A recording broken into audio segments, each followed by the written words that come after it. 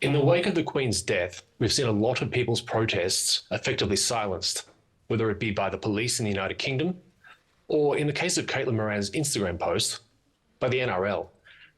When did we decide that lèse majesty laws were okay in a modern democracy like Australia? Ross, thank you for that question. And for those who are not fully aware, Kaitlyn Moran, of course, who plays for the NRLW, and I apologise for those who may be offended at the language that she used. She described the Queen in her post as a dumb dog. Simon, should someone be suspended from playing sport because of that? No, not for that. Why not? Well, I think firstly, there's a difference between various cases when people are grieving and you see an environment where, if you like, they're about you and you throw a match, if you like, into the dry tinder, then that's something that should be avoided. But what she was doing was expressing a view through social media, and there's absolutely no duty that one has to respect an individual's role, and I think she was talking about the institutional role here rather than the natural person, which is a fundamental distinction I think we have to make. So I think it was very unfortunate that she was punished, as she has been, for simply expressing an opinion about the Queen. Sisonke.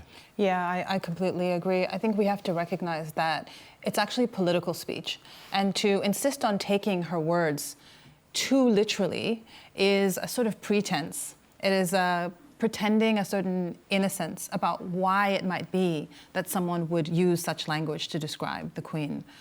So it's definitely political speech, and therefore it should be protected, and I think it's absolutely shameful that they've come down on her like this.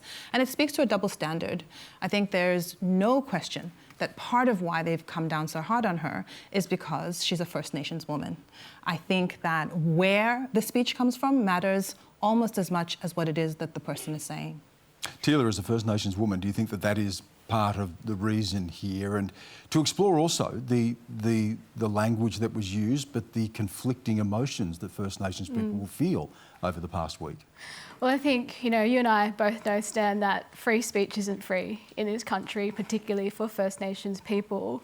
What we've witnessed with Kaitlyn most certainly has been a disproportionate response, I think, to the situation. And the hypocrisy and the double standard here in the NRL is very clear. We have seen much worse things play out in this particular space. I should say as well, it has been the advocacy of First Nations women like Vanessa Turnbull-Roberts who has really elevated the conversation in this and called out for truth-telling in this space. And I think we really need to make sure that when First Nations women are speaking out, we're not being over-policed. I mean, this is just shocking to me.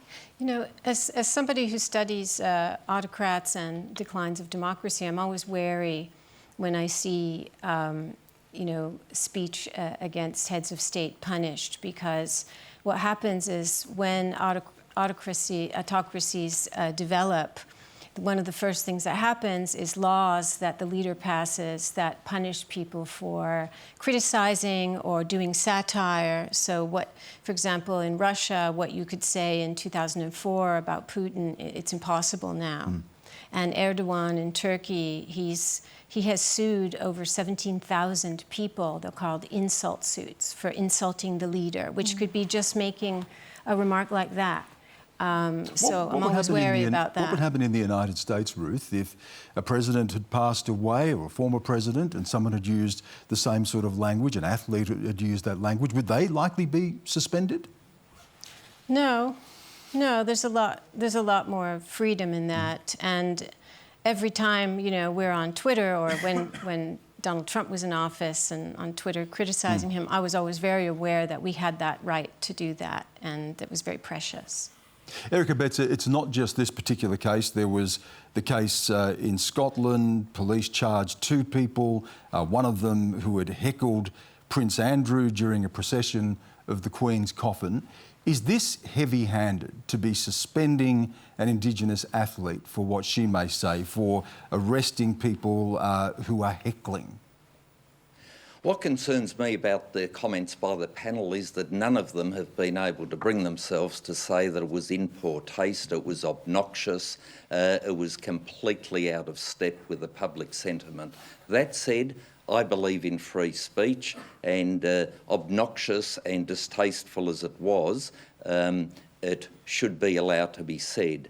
But keeping in mind what certain people did to Israel Folau for exercising his free speech, I would just like the same standard to have been applied, and in my view, the same standard has been applied to both of them, but incorrectly so. So there shouldn't have been a suspension in this case, in your view? No.